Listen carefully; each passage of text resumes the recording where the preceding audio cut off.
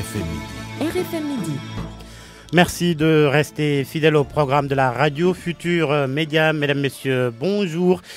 Il est midi, le grand journal. Georges Bétété. Grave incendie à Petersen, la quasi-totalité du marché ravagé par les flammes. Les occupants n'ont que leurs yeux pour pleurer. Le maire du plateau promet de reconstruire le marché. Le ministère de l'Intérieur, des bouches d'incendie dans tout Dakar. Le marché de l'oignon, le prix au producteur arrêté à 250 francs CFA le kilo. Le prix au détail devra être fixé par arrêté ministériel. L'OFNAC investit la mairie de Mbacké. Une enquête est en cours sur la gestion municipale. Elle fait suite à une plainte d'un ancien conseiller municipal. Formation d'un gouvernement parallèle après la présidentielle. Les membres de la coalition IDI 2019 passent sur la même longueur d'onde. Le maire de Sokone, Mamadou Petitgueye, se démarque des propos de Babacar Diop. Serigne Cheikh Tidiane Sy Al Maktoum. Dans les esprits, les fidèles musulmans se rappellent le guide religieux décédé il y a de cela 2 ans. Ce matin, affluence à son mausolée à Tivavone. L'actualité internationale, ce sera l'affaire de Sokhna Natambaye. Bonjour. Bonjour Georges. Qu'est-ce qu'il y aura au menu? Vendredi noir en Nouvelle-Zélande où 49 personnes au moins ont été tuées dans une attaque terroriste. Des fidèles musulmans qui effectuaient la prière du vendredi ont été la cible de terroristes extrémistes de droite. C'est dans la ville de Christchurch. 4 suspects ont été arrêtés, dont un Australien, un suprémaciste blanc. 5 jours après le crash d'un appareil d'Ethiopian Airlines, l'examen des boîtes noires commence ce vendredi. La tâche a été confiée au bureau d'enquête et d'analyse de Paris. L'agence est réputée pour son expertise dans les enquêtes sur les accidents d'avion. Rendez-vous vers midi 15 minutes. Sokhna Natambaye. L'actualité des sports. Malal Junior Diagne, bonjour. Bonjour Georges. Et cela reste dominé, Georges, par le tirage au sort de la Ligue des Champions en Europe. Liverpool de Sadio Mané tombe sur le FC Porto. Messi et l'équipe de FC Barcelone joueront contre le tombeur de l'équipe du Paris Saint-Germain, Manchester United, alors que l'Ajax d'Amsterdam et sa jeunesse défieront l'expérience de Cristiano Ronaldo et la vieille dame de Turin en handball. La qualification à la prochaine CAN reste l'objectif de l'équipe nationale U18 des filles. Les Sénégalaises vont participer au Challenge Trophy en Mauritanie. Dans ce midi, Malal Junior Diagne, la chronique du vendredi, Charles Faye, la presse du jour. Point de vue aujourd'hui sur la gestion des secours à la lumière des difficultés rencontrées pour circonscrire le feu ce matin au marché Petersen. Aliouba sur la partie technique de cette édition. Bienvenue à toutes et à tous.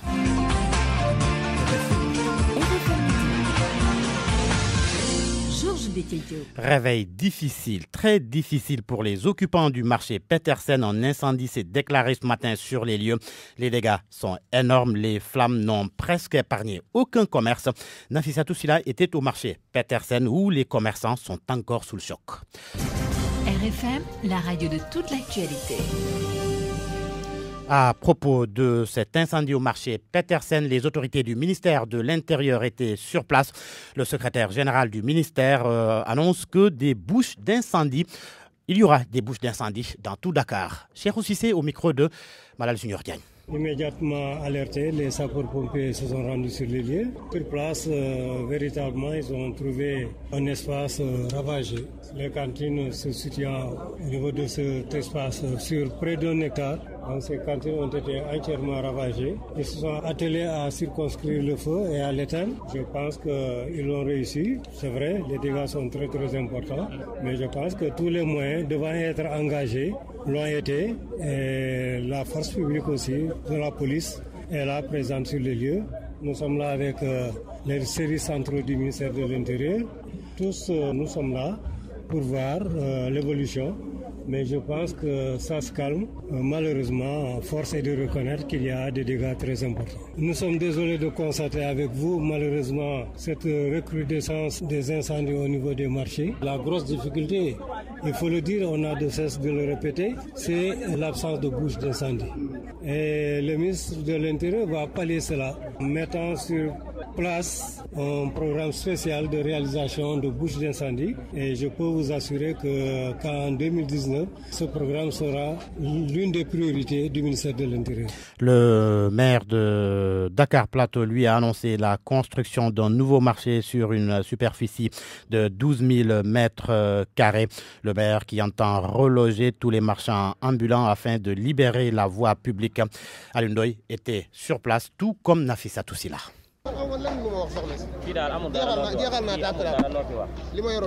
C'est avec une mine désespérée qu'Aliou Diallo trouve ses magasins tout en flammes. 2 au total. Tous ces investissements sont partis en fumée. Tout est parti dans l'incendie. Tout. Et je ne peux pas vous dire l'origine de cet incendie. On m'a réveillé pour me dire qu'il y a un incendie. J'ai perdu 6 millions de marchandises. On n'a pas pu sauver grand-chose. Il n'est pas le seul dans cette situation. Moussa Diallo dit avoir perdu plus de 20 millions de marchandises. Il n'a rien pu sauver. Moi, j'ai perdu plus de 20 millions. Je vendais des jeans, des hauts, des chaussures et des foulards. Tout est parti en fumée. J'ai quitté chez moi avant 7 heures et quand je suis arrivé, tout a été consumé. Les bagages qu'on a pu extraire du magasin ont même fini en cendres sur la chaussée. Pour ce jeune commerçant, les secours n'ont pas été à la hauteur pour éteindre l'incendie. Si c'est le palais qui avait pris feu, les secours seraient arrivés rapidement. Mais là, on n'a pas l'assistance qu'il faut. Avant-hier, à 4 heures du matin, un incendie s'est déclaré et c'est la pluie qui nous a sauvés. Un peu plus loin, c'est un grand attroupement. Les commerçants essaient de sauver les restes de marchandises entourés par des gens que les policiers tentent de disperser pour éviter les vols.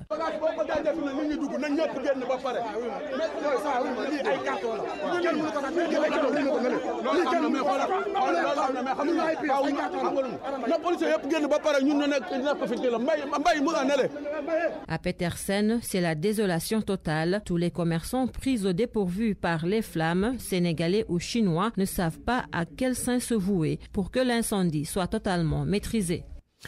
Face aux incendies et feux de brousse récurrents à Tambacounda, le shérif de Koussanar prend la parole. Ibrahima Aïdara déplore la situation et lance son appel aux dirigeants. On a pu convertir 27 personnes. C'est vérifiable, ils sont à Koussanar. Il y a des femmes, il y a des vieux, il y a des vieilles, il y a des enfants. J'ai des homonymes qui sont des non-musulmans jusqu'à présent. Pourquoi ? Parce qu'il y a un dialogue entre les musulmans et les non-musulmans. Moi, c'est ce que je crois. La catastrophe-là, c'est regrettable, c'est regrettable, c'est regrettable. Pourquoi les gens ne peuvent pas sauvegarder leur maison et la bourse? La bourse, là, c'est pour nous, ce n'est pas pour l'État. Si la bourse, là, est brûlée aujourd'hui, nous, on a nos bœufs, on a nos sèvres, on a nos moutons. Ce n'est pas Macky Sall ou bien le ministre qui a ces sèvres ici dans la bourse-là. C'est nos sèvres qui se bénéficient. Pourquoi on ne peut pas garder cette bourse-là? Je fais un appel. Toute la bourse de la région de Tambacounda, en ce moment, on coupe tous les bois de veine pour amener ça en Gambie. Ça, c'est vraiment regrettable. Je viens de quitter en Gambie. J'ai vu un village là, il y a beaucoup de remorques qui sont arrêtées. Ils attendent que les gens viennent, ils payent l'argent pour amener en Gambie. C'est regrettable ça. Vraiment, je fais un appel. Le gouvernement n'a qu'à vraiment s'arrêter à ça. Ce n'est pas nous qui se bénéficient de ça. Un autre pays qui se bénéficie de ça, ça c'est regrettable. On vient de l'apprendre, un nouvel incendie s'est déclaré dans le village de Ndimdiaï, c'est dans la commune de Dangalma. RFM, fréquence de modulation 94.0, la radio en puissance. Georges Bétédio. Le prix aux producteurs pour l'oignon est fixé cette année à 250 francs CFA, mais les consommateurs devront attendre l'arrêté du ministre du Commerce pour connaître le prix au détail. Décision prise par les acteurs de la filière oignon à Potou, sous la présidence du directeur de l'horticulture. Les précisions de Alocénou Diagne. Elles ont été très longues, très âpres même, les négociations entre différents acteurs de la filière oignon à Potou, l'un des principaux centres de groupage du pays. Au final, le prix du kilo aux producteurs est arrêté. Pour la zone Niaï, il va coûter 250 francs, mais seulement au niveau des plateformes. Dr Makoumba Diouf, directeur de l'horticulture, représentant son collègue directeur de l'ARM. Désormais de prix plateforme, au lieu de prix bord champ. Prix plateforme, c'est le prix à partir de rendu au niveau de la plateforme ici à Potou. La plateforme est constituée de points, sera constituée de points de collecte, où l'oignon va se retrouver dans un conditionnement indiqué, qui est de 25 kg, pour que le prix au kilo soit de 250 francs CFA. Les rendements de la précédente campagne seront dépassés, à en croire Dr Macoumba Diouf. Comme on l'a eu dans le Podor, où on a une augmentation d'environ 1000 hectares sur les emblavures, on attend au moins une augmentation de 10 à 15% de la production.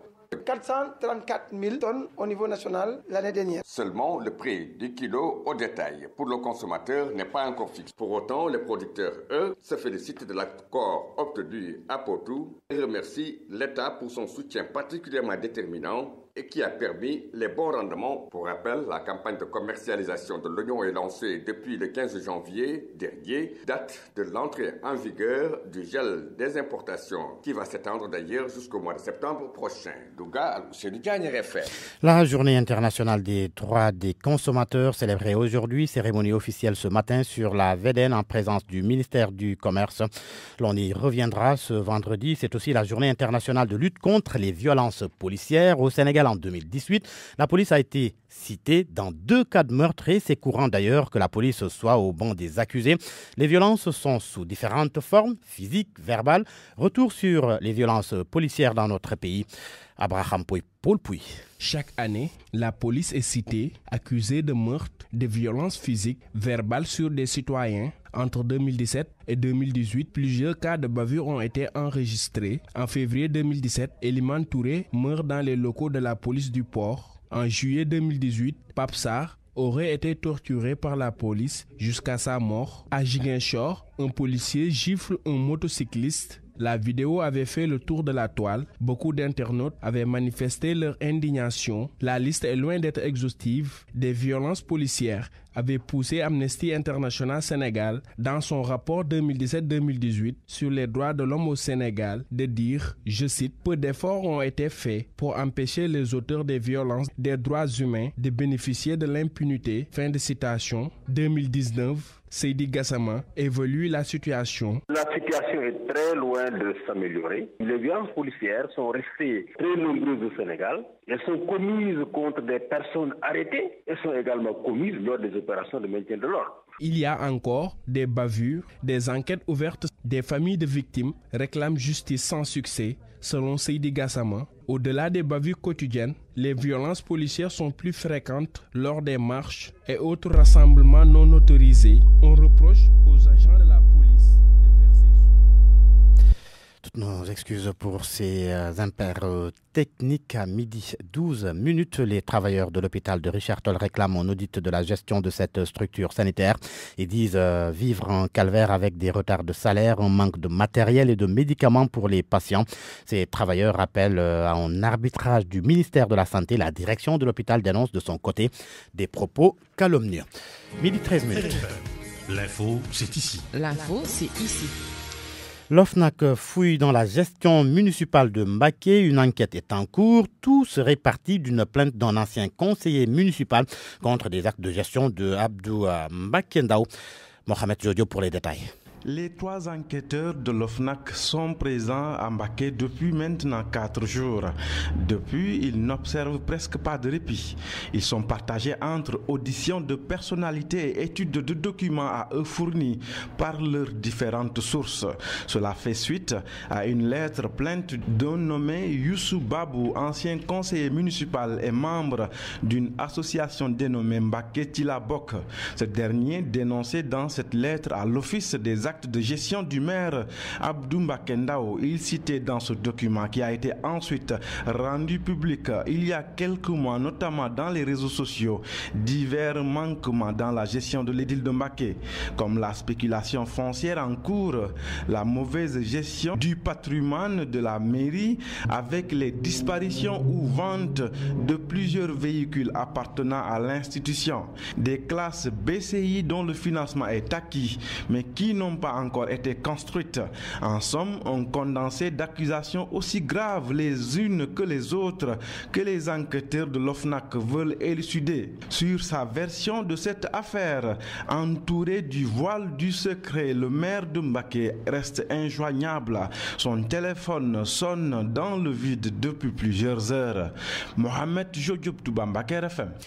L'idée d'un gouvernement parallèle ne trouve nullement l'assentiment du maire de Sokone, Mamadou Petitgueye, membre du IDI 2019, demande à Babacar Diop, lui aussi allié de Idrissa Seck, de revoir sa copie.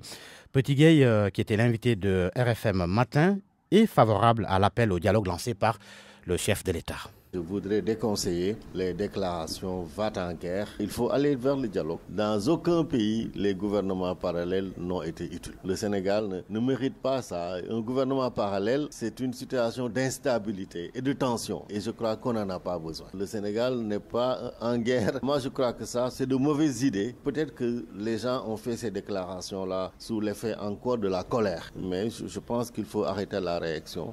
Il faut que les uns et les autres essaient de se stabiliser émotionnellement et de regarder de l'avant. Et bon, je suis disponible pour demander également à mes anciens collaborateurs de la coalition de réfléchir autrement, de penser autrement, pour qu'ensemble on puisse co-créer le Sénégal que nous voulons. C'est Macky Sall qui est élu, mais Macky Sall, en appelant au dialogue, va très certainement être mieux à l'écoute des uns et des autres pour qu'on puisse intégrer encore une fois les meilleures idées qui ont été émises dans les différents programmes de candidats pour que Macky Sall puisse les prendre et les intégrer dans ce qu'il va faire pour les 5 prochaines années. D'aucuns évoquent déjà la possibilité pour Macky Sall de briguer un 3e mandat. Je pense que ça, c'est une fausse actualité, encore une fois. Il a appelé au dialogue, il y a une constitution qui décourage cela. Moi, je crois qu'il faut accepter que le président a régénéré son engagement à travailler avec tout le monde. Et je crois qu'à l'intérieur de ce dialogue-là, il sera possible de rediscuter des institutions. Mais ces actualités lapidaires-là, il y a un 3e mandat, ceci, il y a un couplage par là. Moi, je crois que ça n'aide pas. Ça ne crée pas un climat de sérénité propice au dialogue et au travail.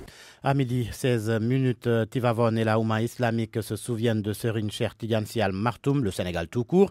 Se rappelle le khalife général des Tidjanes décédé le 15 mars 2017 dans la capitale de la Tidjania. Son mausolée ne désemplit pas. Cheikh Anta Diop. 2 ans déjà que Serigne Mame Cheikh Ahmed Tidiane Sy Al Maktoum nous a quittés dans la capitale de la Tidjania. Les talibés se souviennent du Cheikh. Au mausolée du Saint-Homme, situé au quartier Cheikh Ahmed Tidiane Chérif, les fidèles disciples sont venus de partout pour se recueillir. Au niveau du mausolée pour me recueillir, parce que c'est un homme digne, un homme courageux. Tout le monde se souviendra de lui. Tidiane, Khadir, Mourid, c'était un homme universel.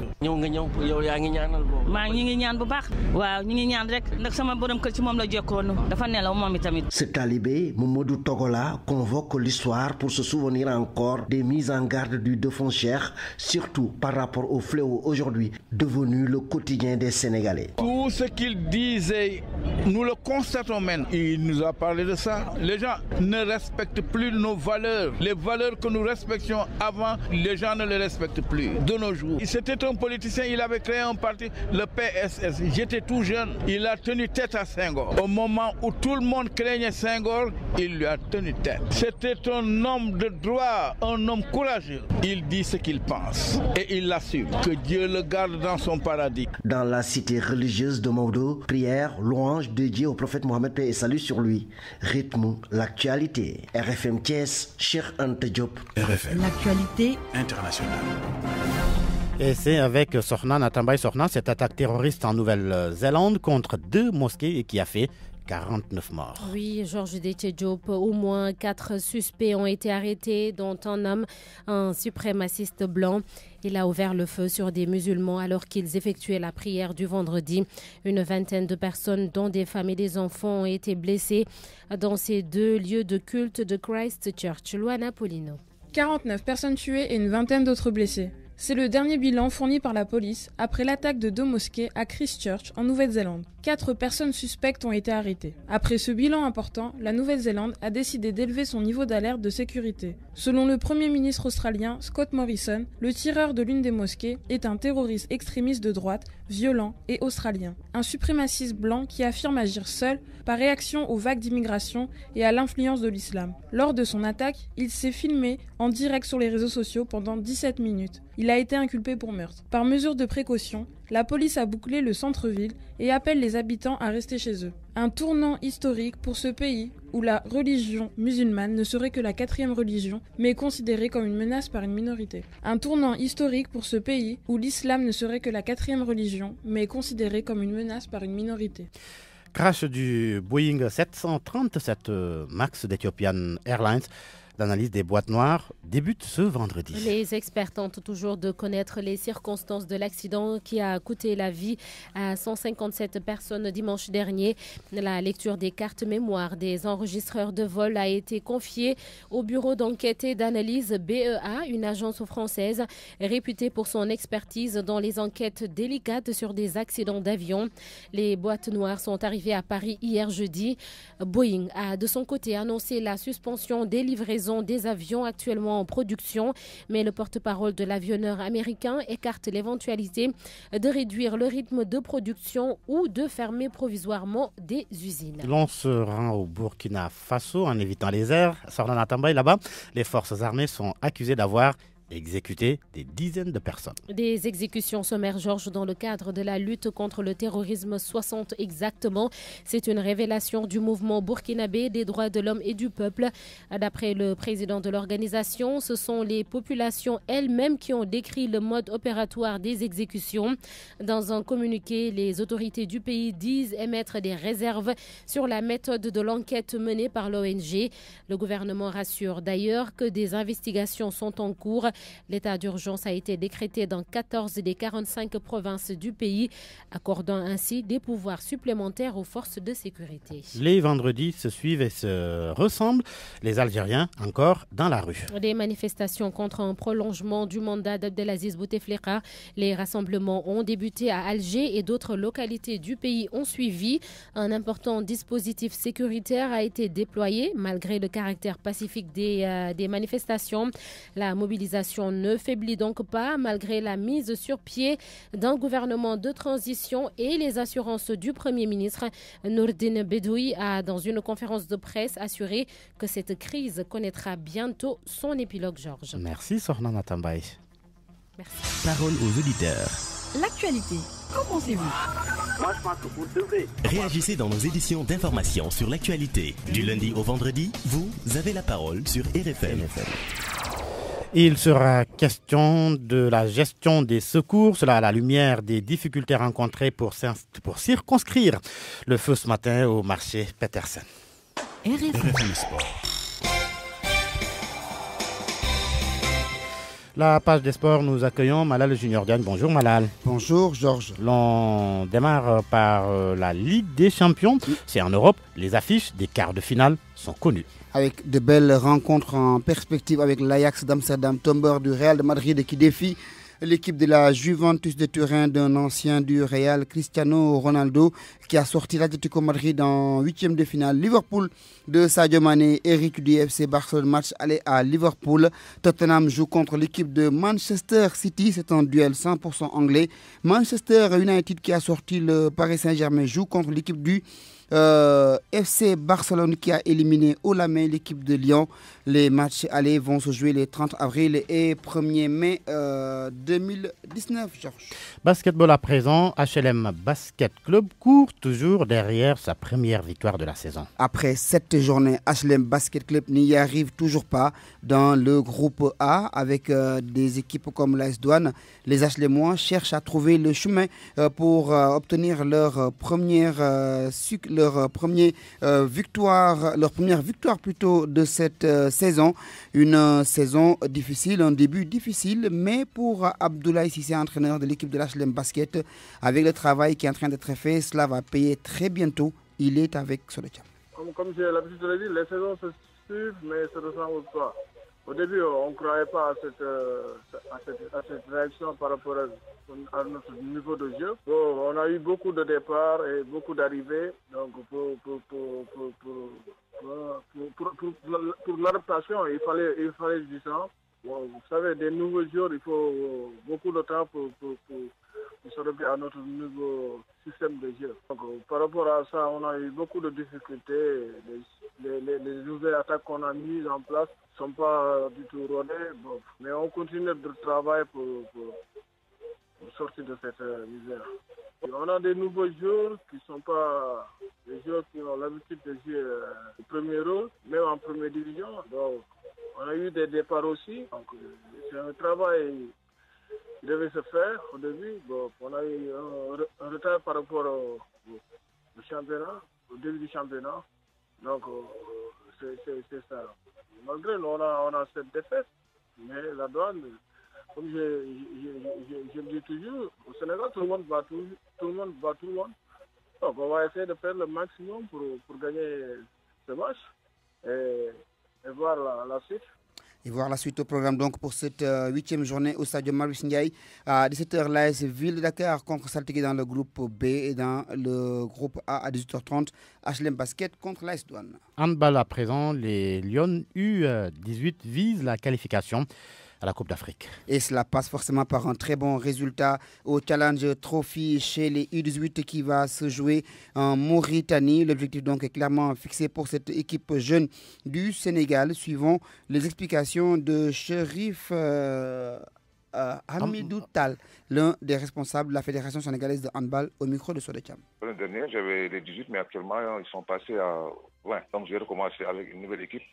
Mais il y a 4 rescapés qui restent dans cette équipe-là. Donc, on a fait 3 regroupements à Thiès, 3 VSD. On va rentrer d'ici 4 jours à Thiès pour boucler la préparation pour pouvoir aller au Challenge Trophy. Avec cette équipe-là, c'est une équipe jeune, mais une équipe vraiment bien entraînée. J'espère qu'on va être sur le podium. Je l'espère. Vous savez, les filles, c'est la dernière année pour participer au championnat du Challenge Trophy. Comme que l'équipe féminine handball s'est qualifiée au mondial, donc chez les filles, il n'y aura plus de participation au championnat du Challenge Trophy. Il n'y aura que les garçons qui vont continuer pour le Challenge Trophy. Mais comme d'habitude, nous, on est là pour c'est notre dernière année. On va faire le maximum possible pour essayer au moins de jouer le continental et puis essayer d'aller au mondial. Georges, la suite, c'est quoi?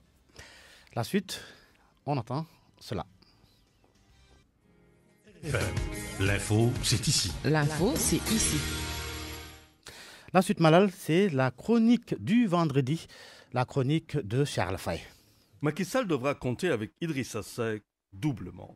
D'abord pour la tonalité que Ndamal Kadior va faire résonner partout où besoin se fera sentir. Ensuite, pour les largesses que lui donne la Constitution sénégalaise, votée à l'Assemblée nationale en 2016, sous l'impulsion de son bourreau, le Macky, qui a voulu le renforcement des droits de l'opposition et de son chef.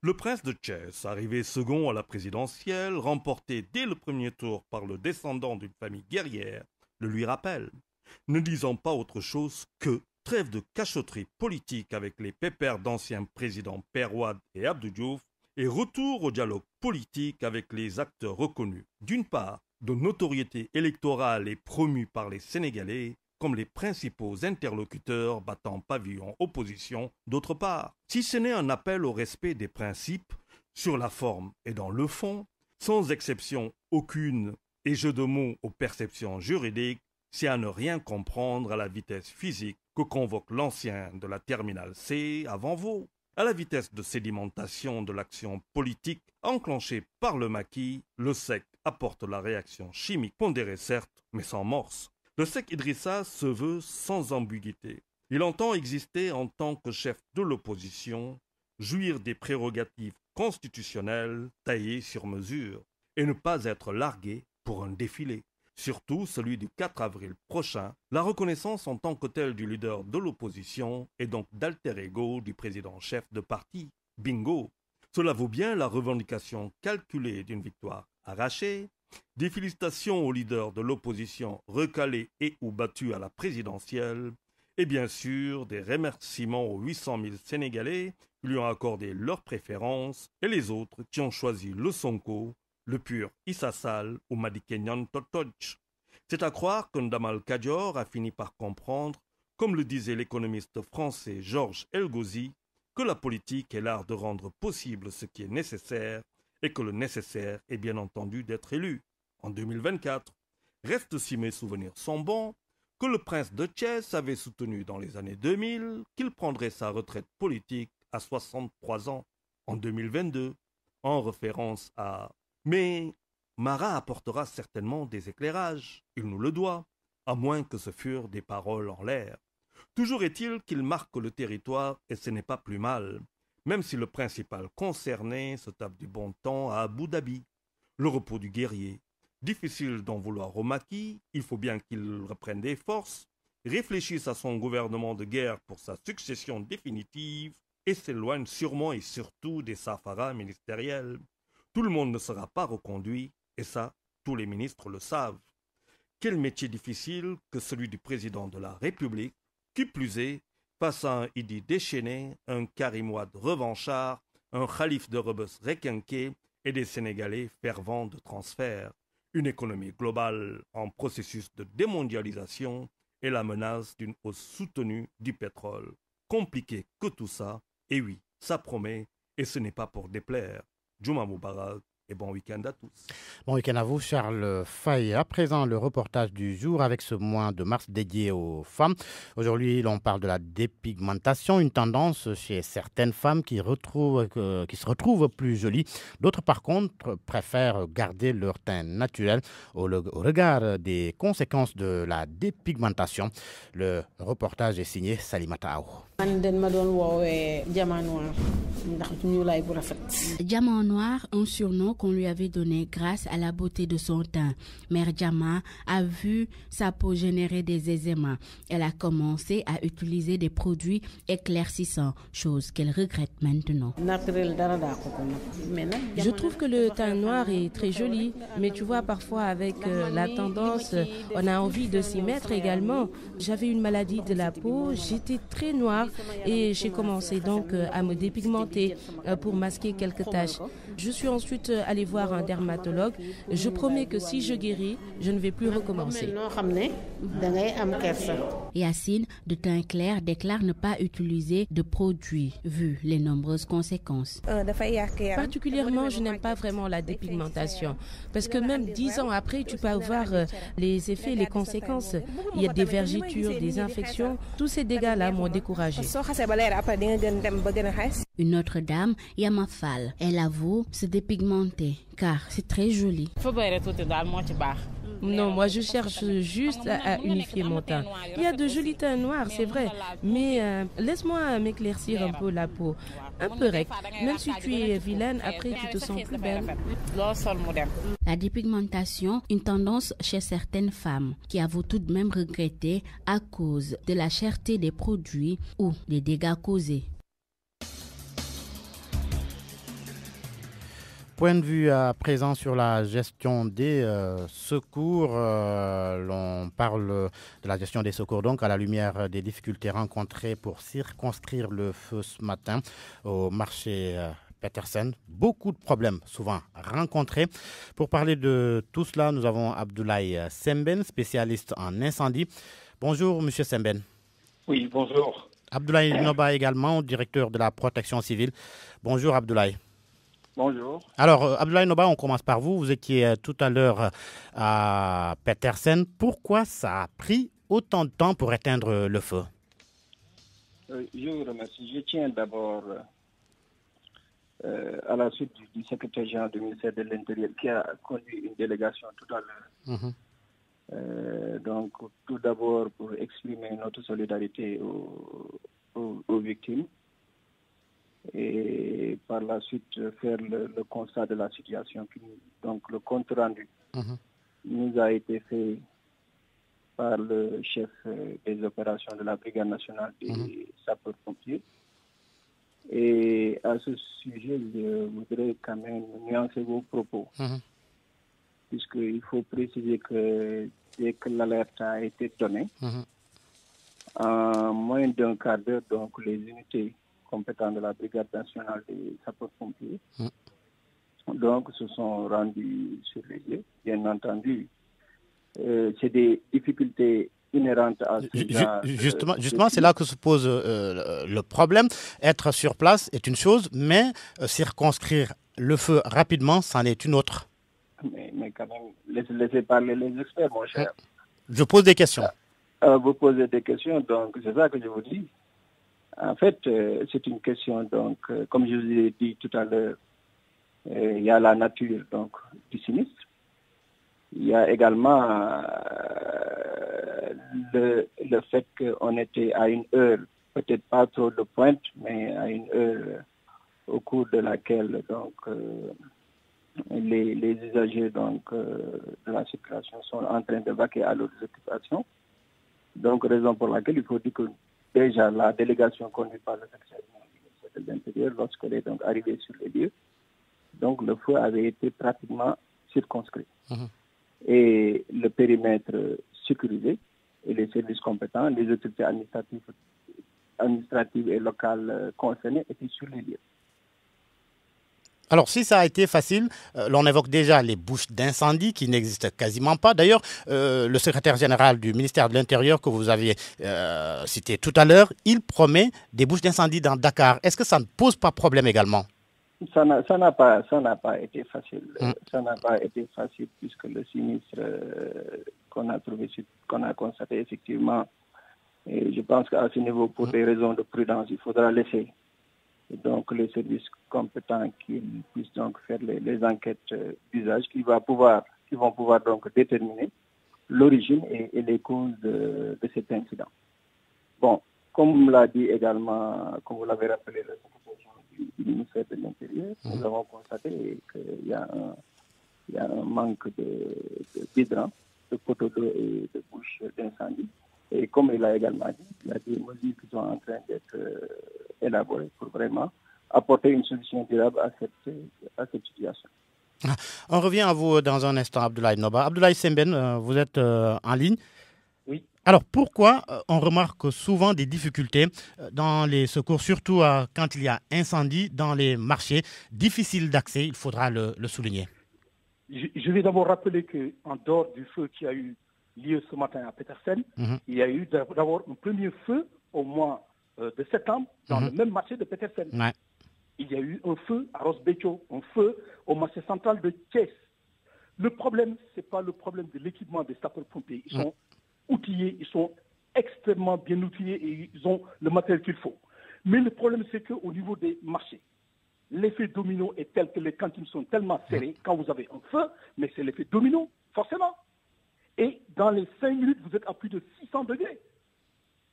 Le problème qui va se poser, je pense que c'est un problème de sensibilisation des gens qui occupent au niveau des marchés, des locaux et des sociétés. Mais ce n'est pas un problème d'intervention des sapeurs-pompiers. Loin de là. Ils sont extrêmement équipés. Encore une fois de plus, les règles constructives n'ont pas été respectées dans les temps au niveau des marchés. Il n'y a pas assez d'hydrants. Et même s'il y a des hydrants, la plupart du temps, la pression est insuffisante. Donc il faudra quand même, à partir d'aujourd'hui, à mon sens, mettre l'accent sur la prévention, sur le personnel, sur les gens qui sont dans les marchés. À défaut de les former, au moins les sensibiliser dans ça. Moi, je pense que c'est ça le problème. Parce que là, il y a eu le feu à Rosbecchio, on n'a pas oublié. Il y a eu le feu au marché central de Thiès.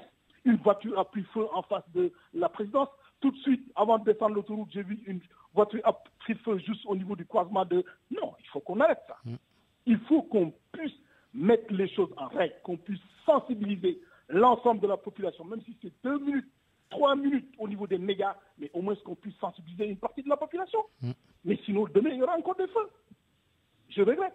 Franchement. Je l'ai dit tout à l'heure, on a entendu le secrétaire général du ministère de l'Intérieur annoncer des bouches d'incendie partout dans Dakar, le maire du plateau qui promet de reloger les marchands ambulants pour dégager la voie publique.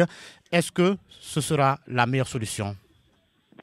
Encore une fois de plus, ce sont des projets qui sont à long terme. Mais là, le feu ne nous attend pas. Le feu est là aujourd'hui. Moi, actuellement, à partir d'aujourd'hui, il faut sensibiliser la population. L'État, effectivement, devra mettre le maximum d'hydrants au niveau des marchés. Et encore même, au niveau du marché Kermel, si les hydrants existent, est-ce qu'il y a suffisamment d'eau? S'il y a des extincteurs, est-ce que les extincteurs ont été vérifiés à temps? C'est ça le problème qui se pose. Il y a un problème de sensibilisation de la population sénégalaise sur le problème du feu. C'est vraiment dommage. C'est des gens qui ont tout perdu aujourd'hui. Ça, je regrette. Je veux bien... D'accord, il y a des projets, oui, mais pour le moment, aujourd'hui, je parle de la date d'aujourd'hui. Aujourd'hui, il faut sensibiliser la population sur les dégâts que cause le feu. Le feu, c'est dans les 5 minutes. Et dans les 5 minutes, les pompiers ont beau être outillés, avoir tous les outils du monde, mais dans 5 minutes, vous êtes déjà à plus de 600 degrés. Je regrette. Alors, on revient à vous dans un instant, Abdoulaye Sembène. Abdoulaye Noba, n'y a-t-il pas des mesures préventives à prendre, comme l'a dit Abdoulaye Sembène? Cela, en tous les cas, devrait incomber à la protection civile malgré tout ce que vous faites. Effectivement, ça incombe à la protection civile, ça incombe également aux autres services de l'État et aux autres acteurs. Parce qu'il faut rappeler que la protection civile, quand même, est un secteur qui est transversal. Et à ce niveau également, comme M. Sembène l'a dit, il faut une synergie d'efforts parce que c'est des responsabilités partagées. Il a évoqué des points très intéressants parce que quand même il faut dire que le diagnostic a été fait. Puisque au niveau du ministère de l'Intérieur, l'année dernière, donc sur l'instruction du ministre de l'Intérieur, les autorités administratives déconcentrées ont effectué des visites de sécurité dans pratiquement tous les marchés du pays. Nous, de notre côté, nous en avons fait de même au niveau des grands marchés du département de Dakar et un diagnostic a été fait, a été transmis. Le diagnostic donc a été transmis aux autorités compétentes. Là, il faut dire que c'est vrai que le problème n'est pas facile à régler, puisque comme je vous l'ai dit, c'est des responsabilités partagées. L'État a sa part de responsabilité. Les collectivités locales également ont les leurs, mais également les occupants ont également leurs responsabilités. Il est vrai, comme M. Sembène l'a dit, qu'il faut de la sensibilisation. Mais au-delà de la sensibilisation, il faut mettre en place un cadre beaucoup plus homogène. C'est-à-dire que nous avons constaté, comme le secrétaire général a dit, il y a un manque d'idées pour utiliser un langage beaucoup plus pédagogique de poteaux d'eau et de bouches d'incendie. Mais également, il faut relever, et nous l'avons constaté au mois de septembre lorsque nous avons visité les marchés de Dakar, qu'il y a le problème de l'occupation de l'espace et d'autres problèmes liés même au branchement clandestin. Mais dans tous les cas, il faut des mesures hardies. Et des mesures hardies, il faut que tous les acteurs s'asseyent autour d'une table et c'est en train Mais est-ce que ce n'est pas là que le bas blesse? Les autorités, la plupart du temps, ne sont pas trop intransigeantes. Trop intransigeantes, c'est-à-dire par rapport aux mesures qu'il faudra prendre, même si les occupants de ces lieux sont souvent réfractaires à ces mesures qui sont la plupart du temps prises par les autorités. Bon, pour dégager l'espace public. En fait, pour répondre à votre question, peut-être je la laisserai aux autorités compétentes qui vont pouvoir donc apporter les réponses appropriées. Mais quand même, il serait indiqué, vous également de votre côté, d'interroger tous les autres acteurs. Parce que je sais qu'à notre niveau, nous prenons part à une réflexion menée par le ministère en charge du secteur. Parce qu'il faut dire que les marchés également sont du ressort effectivement des collectivités locales. Mais le secteur, c'est le secteur du commerce. Je sais qu'à ce niveau, parce que nous prenons part donc à la réflexion, il y a un programme de modernisation des marchés qui est en cours d'élaboration. Et peut-être que ce programme pourrait donc être une solution durable pour cette question qui est lancinante. Merci. Merci Abdoulaye Noba, directeur de la protection civile. On termine avec Abdoulaye Sembène, spécialiste en incendie. Est-ce que, M. Sembène, le problème ne se situe pas chez souvent les commerçants, les usagers qui sont souvent réfractaires à certaines mesures d'ordre qui sont prises par les autorités? Moi, je vais partir d'un diagnostic. Sur le terrain, quand on a voulu le faire et qu'on a demandé tout le monde, les gens sont partis. Les marchés, la même chose. Nous ne pouvons pas continuer à être dans ce mini-mollo où quand une bulle, tout va brûler. C'est pas possible. Il faut une politique de sensibilisation. Il faut du courage pour ça.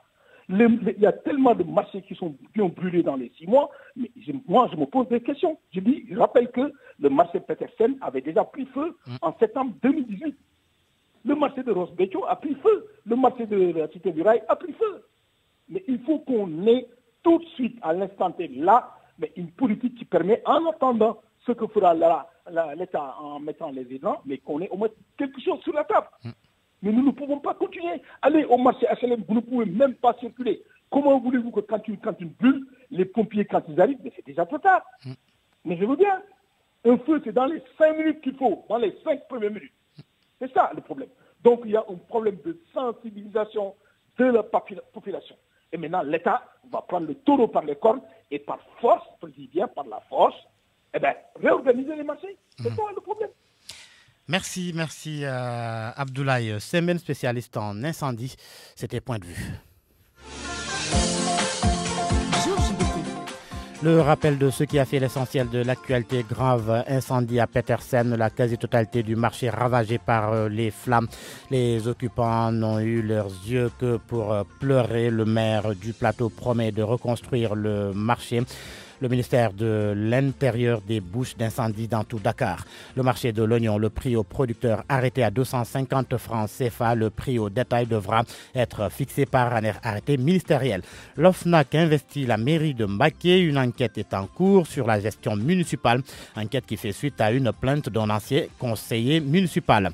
Formation d'un gouvernement parallèle après la présidentielle. Les membres de la coalition IDI 2019 passent sur la même longueur d'onde. Le maire de Sokone, Mamadou Petitgué, se démarque des propos de Babacar Diop. Tivavone se rappelle le défunt khalife général des Tidjanes, Cheikh Tidjane Sy Al Maktoum, décédé il y a de cela 2 ans. Merci à Aliouba qui a assuré la partie technique de cette édition. Merci à vous également de nous avoir suivis. 13h, le journal